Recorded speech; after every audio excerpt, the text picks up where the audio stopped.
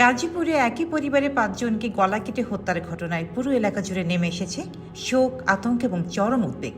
একটি পরিবারের এতজন সদস্যকে একসঙ্গে নৃশংসভাবে হত্যা করার ঘটনায় হতবাক স্থানীয় বাসিন্দারা। কে বা কারা কেন হত্যাকাণ্ড ঘটালো তা নিয়ে এখন চলছে নানা জল্পনা কল্পনা।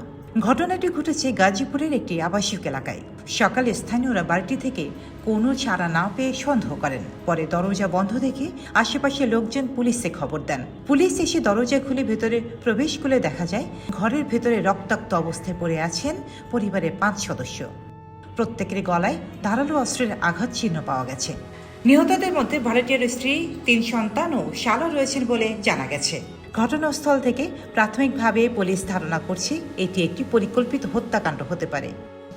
যে এখানে ঘটনাস্থলে 5টি মরদেহ রয়েছে এবং তাদেরকে অত্যন্ত নৃশংসভাবে কুপিয়ে হত্যা করা হয়েছে এবং ঘটনাস্থল থেকে একটি চাপাতি পাওয়া গেছে। আমরা যেটা বুঝতে পেরেছি যে এই চাপাতি দিয়েই তাকে কুপিয়ে হত্যা করা হয়েছে, তাদেরকেও কুপিয়ে হত্যা করা হয়েছে। আর ঘটনাস্থলে বিভিন্ন প্রকার আলামত ছড়িয়ে ছিটিয়ে রয়েছে, সেগুলো আমরা সংগ্রহ করছি। ঘটনার প্রকৃত যেটা কারণ, কি কারণে আসলে এই ঘটনাটি ঘটেছে সেটা কিন্তু এখনো তদন্তাধীন। সেটা কিন্তু আমরা যারা এই ঘটনার মূল সাসপেক্ট তাকে অথবা তাদেরকে যদি আমরা আমাদের হেফাজতে নিতে পারি, তাদের সাথে কথা বলে কেবল আমরা এটা ব্যাপারে নিশ্চিত হতে পারবো।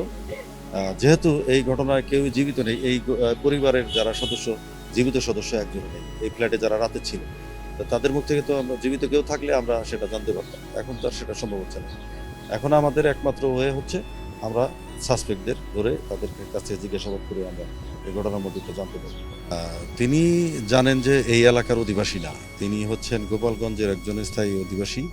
এখানে মাত্র আমরা যেটা শুনেছি যে 6 মাস কিংবা 1 বছর যাবৎ ভাড়া থাকে। ভাড়াটিয়া হিসাবে এলাকার মানুষজনের সাথে তো অতটা পরিচিত না। তিনি হচ্ছেন নিজের মতো থাকে, মাইক্রোবাসের চালক, নিজের গাড়ি আছে, সেই গাড়ি নিয়ে বিভিন্ন জায়গায় সে ভাড়ায় গাড়ি চালায় এবং যার আয় রোজগার হয় তা দিয়েই সংসার চলে। তো তার যে মাদকাসক্তির বিষয়টা, আমরা ঘরের ভিতরে একটি মদের বোতল পেয়েছি বটে, সেই মদের বোতল কিন্তু ফাঁকা ছিল, খালি ছিল, সেই মদের বোতলে কোনো মদ নাই। কিন্তু পাশে একটা কোকাকোলার বোতল আছে, বোতলে কিছুটা অবশিষ্ট কোকাকোলা রয়েছে, কাপে ঢালা কোকাকোলা রয়েছে।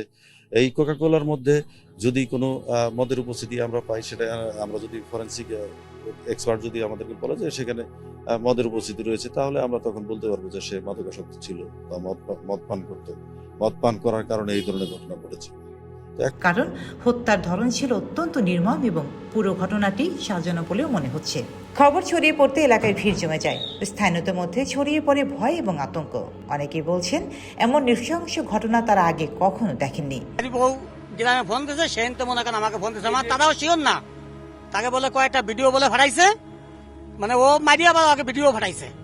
ফাটানোর পরে আমরা তো ভিডিও ফাটাইছে, পরে আমরা তো বাসা চিনি না, পরে আমার ছেলে চেনে, পরে তাদের নিয়ে আমরা সেই মাস্টার বাড়ি থেকে মনে করেন সিএনজি নিয়ে পড়াইছি। ফুরকান ফোন দিয়ে ওর বাইরে কইছে যে আমার সব শেষ হয়ে গেছে, আমি কোন দেশে চলে যাচ্ছি, আমার এতটা ভাবি না।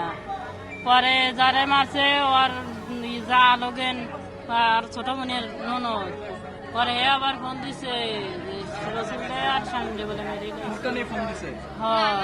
ফুরকান ফোন দিয়ে ওর বাইরে ছিল এবং তাদের সঙ্গে কারো প্রকাশ্য শত্রুতার কথা জানা ছিল না।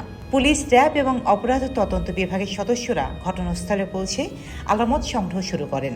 বাড়ির প্রতিটি কক্ষ তল্লাশি করা হয়, আশেপাশের সিসিটিভি ফুটেজ সংগ্রহ করা হচ্ছে এবং নিহতদের আত্মীয় স্বজনদেরও জিজ্ঞাসাবাদ করা হচ্ছে। পুলিশে জানিয়েছে হত্যার পেছনে পারিবারিক বিরোধ, জমিজমা সংক্রান্ত সমস্যা অথবা ব্যক্তিগত শত্রুতার মতো একাধিক কারণ খতিয়ে দেখা হচ্ছে। এখনই নিশ্চিতভাবে কিছুই বলা সম্ভব না হলেও দ্রুত সময়ের ভিতর রহস্য উদ্ঘাটনের আশ্বাস দিয়েছেন তদন্ত কর্মকর্তারা। এদিকে নিহতদের স্বজনরা দ্রুত বিচার দাবি করছেন। তাদের অভিযোগ, পরিকল্পিতভাবে এই হত্যাকাণ্ড ঘটানো হয়েছে এবং প্রকৃত অপরাধীদের দ্রুত গ্রেপ্তার না হলে এলাকায় আরও আতঙ্ক ছড়াবে। সামাজিক যোগাযোগ মাধ্যমে এই ঘটনায় ব্যাপক আলোচনার জন্ম দিয়েছে। অনেকেই আইন শৃঙ্খলা পরিস্থিতি নিয়ে প্রশ্ন তুলেছেন। একই পরিবারে 5 জনকে এভাবে হত্যা, এটা শুধু একটি অপরাধ নয়, বরং পুরো সমাজের নিরাপত্তা নিয়ে নতুন করে ভাবার বিষয়। গাজীপুরের এই বিভীষিকাময় হত্যাকাণ্ড এখন শুধু একটি এলাকা নয়, পুরো দেশের আলোচনার কেন্দ্রে। সবাই এখন একটাই প্রশ্নের উত্তর খুঁজছে, কারা এই হত্যার পিছনে আর কেন।